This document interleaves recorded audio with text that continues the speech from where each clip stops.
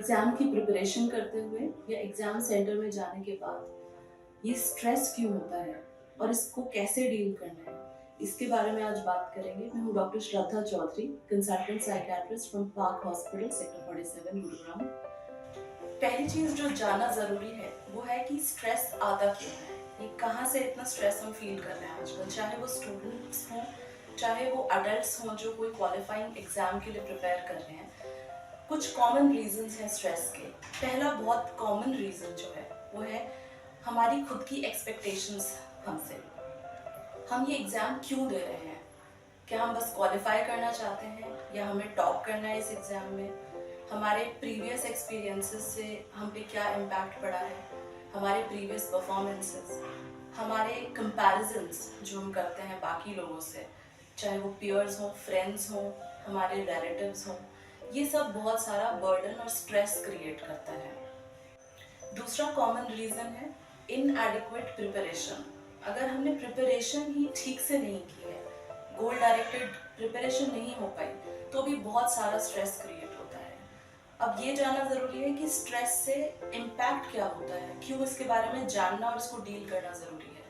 पहली बहुत इंपॉर्टेंट चीज़, हमारी मेमोरी ग्रॉसली इम्पैक्ट होती है अगर हम स्ट्रेस्ड होते हैं। तो जब हम एक क्लियर माइंड के साथ किसी चीज़ को मेमोराइज करने की कोशिश करते हैं तो वो बहुत अच्छा रिकॉल भी होता है बाद में। पर जब हम स्ट्रेस्ड हैं, हम वरिड हैं फ्यूचर को लेके, हम एंटिसिपेट कर रहे हैं कि इस एग्ज़ाम में हम क्लियर हो पाएंगे कि नहीं, या अगर नहीं हुआ तो क्या होगा, अगर इस माइंडसेट से हम प्रिपरेशन कर रहे हैं तो बहुत सारी चीज़ें रजिस्टर ही माइंड में ठीक से नहीं होती, जो कि एग्ज़ाम में जाके रिकॉल होना बहुत मुश्किल है।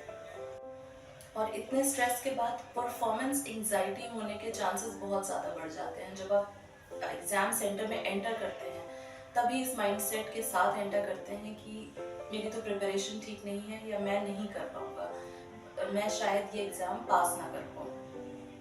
इसकी सोल्यूशन क्या है?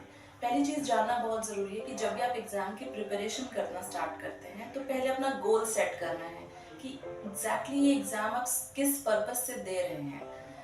क्या आप सिर्फ पास करना चाहते हैं, क्या आप उसमें टॉप करना चाहते हैं, क्या आप सिर्फ क्वालिफाई करना चाहते हो किसी कॉम्पिटिटिव एग्ज़ाम को, जस्ट कट ऑफ टच करनी है। अपना गोल सेट करना बहुत ज़रूरी है, जो डिपेंड करेगा आपके गोल पे। आपके पेरेंट्स या आपके वेल विशर्स क्या चाहते हैं, उसको बैठ के वेल सॉर्ट प्लान करके आपको एक चीज़ डिसाइड करनी है कि एग्ज़ाम आप क्यों दे रहे हैं। दूसरी चीज़ जो इम्पैक्ट होती है वो है अटेंशन और concentration.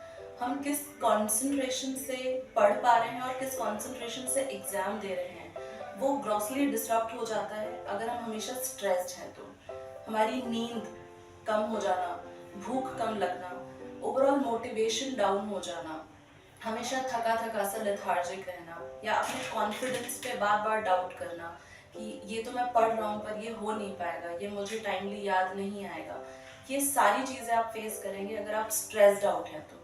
So just focus, stop overthinking and take action. Good luck.